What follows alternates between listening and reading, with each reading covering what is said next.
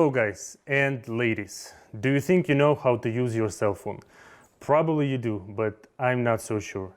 Basically, with the current cell phones, what we discovered is that our hand was not made to work with the cell phone. And basically diseases that were previously common only in young moms and old people are now, so now we see them all over in young people who were never pregnant and don't have any children or grandchildren.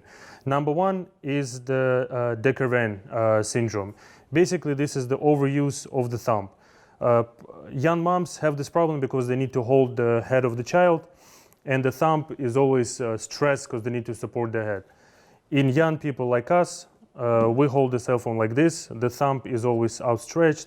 The wrist is not in a neutral position, and then you start texting and jamming your thumb in the phone. All of this causes strain on your joints, on your tendons, which will get inflamed and will cause pain. The second problem is the carpal tunnel. Basically, it's very difficult to hold the wrist in a neutral position when you hold your cell phone. This is why you're always trying to move your wrist in different unnatural positions, and the tendons in the wrist will get inflamed, the nerves will get damaged, and you can get carpal tunnel. So these are the problems that you can encounter, but I know how to fix everything.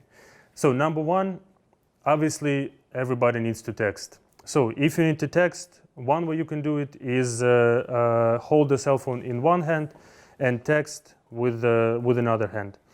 Number two, you can just put your cell phone on the table and type as if it's a laptop. And another thing you can use is you can use voice to text feature, and basically just tell your iPhone whatever you want to text, and it will type it for you. So and finally, if you can't avoid typing with your thumb, you can buy this called pop socket. Just stick it on your phone, and this will help your hand to stay in a neutral position.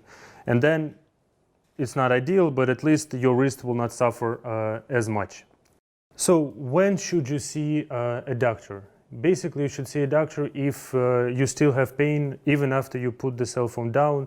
Maybe put some something cold on it, but you're still experiencing pain. And if you have numbness or weakness in your fingers, then you should definitely see a doctor to make sure there's nothing serious going on. So this was How to Live Your Life with Dr. Malyshev. I'm not here to teach you how to live your life, but I know how to make it better.